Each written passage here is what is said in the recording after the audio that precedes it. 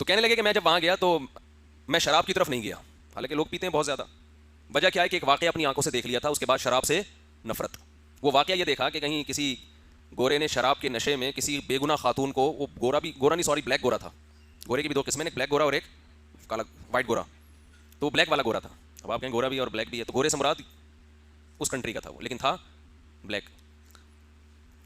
تو وہ جو بلیک گورا تھا اس نے نشہ پیا ہوا تھا، تو ایک خام ایک لڑکی کے پنچ مارا، اس بیچاری کے سامنے کے دانت وہ زندگی بھر ہنسنے مسکرانے کے قابل نہیں رہے. اب جب بھی وہ مسکرائے گی کسی سے دانت ادھار لے گی، مسکرا کے واپس رکھ دے گی.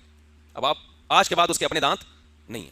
کہہ رہے مجھے بڑا ترس آیا اس لڑکی کے اوپر، بے گناہ بیچاری جا رہی ہے اور یہ نشے میں اٹھا پھوڑ دیا اس کو.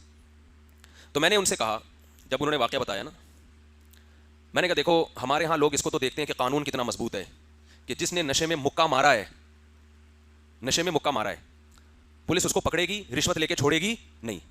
ہمارے ہاں جو نیگیٹیوٹی ہے، جو نیگیٹو بات ہے کہ ہمارے ہاں اگر کسی نے بغیر نشے کے بھی مکہ مار دیا ہو تو دیکھا جائے گا کہ مکہ مارنے والا ہے کس لیول کا آدمی. بڑا آدمی ہے تو ایک اور مکہ لگا دو آپ، چھوٹا آدمی ہے تو 6 مکے اور بھی اس کے کھاتے میں ڈال دو جو اس نے نہیں مارے.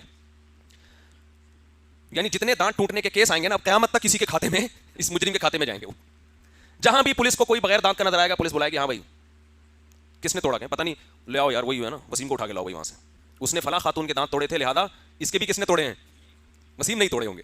ہمارے محلے میں بچپن میں ایک شخص نے چوری کی، لڑکا تھا نوجوان، بنگلے میں وہ لوگ مالک مکان گئے ہوا تھا کہیں 2-3 مہینوں کے لیے، تو یہ لوگ گئے وہاں چوری کر کے آ گئے، پکڑے گئے. بعد میں اس نے توبہ کر لی، تو مجھے ملا کہہ رہے ہیں مفتی صاحب میں نے توبہ کر لی ہے لیکن پولیس والے مجھے توبہ کرنے دے نہیں رہے. میں نے کہا کیوں؟ کہہ رہے ہیں یار اب جہاں بھی کہیں چوری ہوتی ہے سب سے پہلے مجھے اٹھا کے بلا وجہ چترول لگا کے اکھلواتے ہیں کہ تو نے تو نہیں کی، پھر ثابت ہو جاتا ہے نہیں کی تو چھوڑ دیتے ہیں.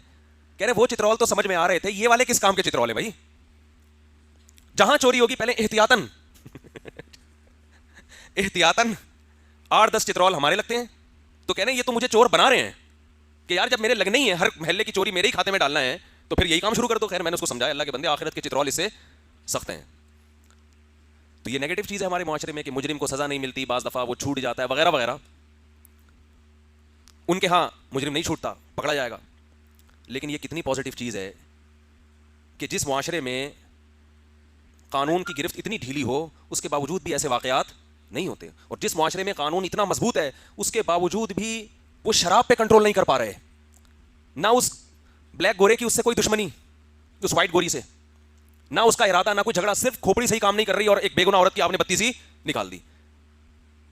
تو یہ فالٹ کہاں سے آیا ہے؟ مذہب نہ ہونے سے آیا ہے کہ اتنے دنیا کے بڑے بڑے ذہین لوگ اور اتنے پڑھے لکھے اور ایجوکیٹڈ لوگ جنہوں نے پولیس کو بھی کنٹرول کیا ہوا ہے مگر وہ جرائم کو کنٹرول کرنے سے عاجز ہیں، شراب پہ پابندی نہیں لگا سکتے.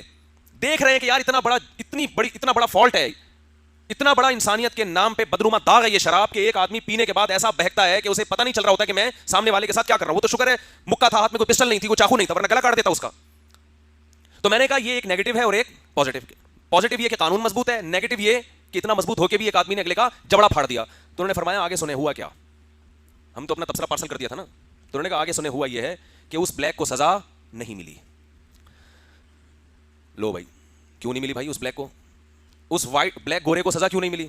اس لیے کہ وہ تو نشے میں تھا، اس کا قصور نہیں ہے، جان کر تھوڑی کیا، اگلے کے دانت بھی گئے. یہ جب انسانی عقل قانون بناتی ہے تو اس کا یہ حال ہوتا ہے. پی کے آپ نے بندہ مار دیا، پی کے آپ نے ہو سکتا ہے 2-4 چترول یا کوئی جرمانہ تھوڑا بہت لگا ہو، کوئی وہ کیس نہیں بنا جو سچی مچی جاگتی حالت میں جب دانت توڑنے پہ کیس بنتا ہے. اسلام میں آپ شراب پی کے کوئی جرم کریں یا بغیر شراب کے کوئی جرم کریں، دونوں میں کوئی فرق بولو نہیں ہے. آپ نے نشے میں بندہ مار دیا تو شریعت کہتی ہے کہ جس بندے کو قتل کیا اس کے وارثین آپ سے قصاص لیں گے، بالکل اسی طرح جیسے شراب کے نشے کے بغیر کسی نے بندہ مارا ہو. اس لیے کہ فقہا کہتے ہیں کہ ٹھیک ہے ابھی اس کا دماغ کام نہیں کر رہا تھا، شراب پینے سے پہلے تو دماغ کام کر رہا تھا نا کہ میں پی کے کچھ بھی کر سکتا ہوں. بات آ رہی ہے سمجھ میں؟ ابھی دماغ کام نہیں کر رہا ہے کہ بندہ مار دیا اس نے. پینے سے پہلے تو پتا تھا کہ کتنے لوگ شراب پی کے بندے مار چکے ہیں، کتنے لوگ شراب پی کے ایکسیڈنٹ کر چکے ہیں، کتنے لوگ شراب پی کے دانت توڑ چکے ہیں. تو پینے سے پہلے کیا اس کو یہ ہوش نہیں تھا کہ میں پیوں گا تو کچھ بھی ہو سکتا ہے؟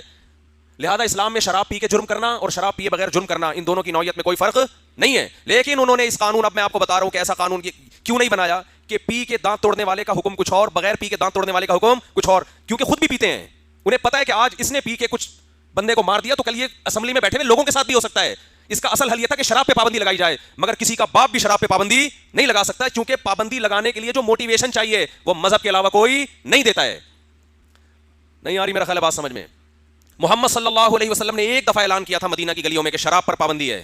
عرب صدیوں سے شراب پیتے آ رہے تھے اور ان کی شرابیں بھی ایسی نہیں ہوتی تھی جیسی آج. انگور اور کھجور کی پکی شرابیں جو بہت زیادہ نشاور ہوتی ہیں. فقہا نے انگور کھجور کی شراب کا حکم الگ بیان کیا ہے, انگور کھجور کے علاوہ شراب کا حکم الگ بیان کیا ہے. شرابوں کے عادی تھے مگر ادھر نبی صلی اللہ علیہ وسلم نے اعلان کیا اور مدینہ کی گلیوں میں شراب کے مٹکے بہا دیے صحابہ کرام نے. اور آپ صلی اللہ علیہ وسلم نے صرف شراب کو حرام نہیں کیا, فرمایا جن برتنوں میں شراب پی جاتی تھی ان برتن کو دھو کر استعمال کرنے کی بھی اجازت نہیں ہے. جن مٹکوں میں شراب بنتی تھی ان مٹکوں کو بھی توڑنے کا حکم دیا آپ نے. وہ دن جو آیت قرآن کی نازل ہوئی ہے انما الخمر والمیسر والانصاب والازلام رجس من عمل الشیطان, اے ایمان والو شراب اور جوا یہ ناپاک ہے, شیطان کا عمل ہے, فجتنبوہ اس سے بچو. جس دن یہ آیت نازل ہوئی ہے اس دن سے لے کے 1400 سال تک یہ آیت مسلمانوں کو موٹیویٹ کر رہی ہے. اور آج بھی مسلمانوں میں اکثر یہ شراب سے دور ہے. جو پیتے ہیں وہ وہی زیادہ تر پیتے ہیں جو غیر مسلموں میں رہتے ہیں, جو وہاں سے خراب ہو کر آتے ہیں. تو قانون بنانے کی بھی طاقت نہیں ہے مذہب کے بغیر آپ کے پاس, اور اگر آپ کے ماہرین بیٹھ کر بنائیں تو اس کو نافذ کرنے کی بھی پاور نہیں ہے, مانے گا نہیں کوئی اس کو.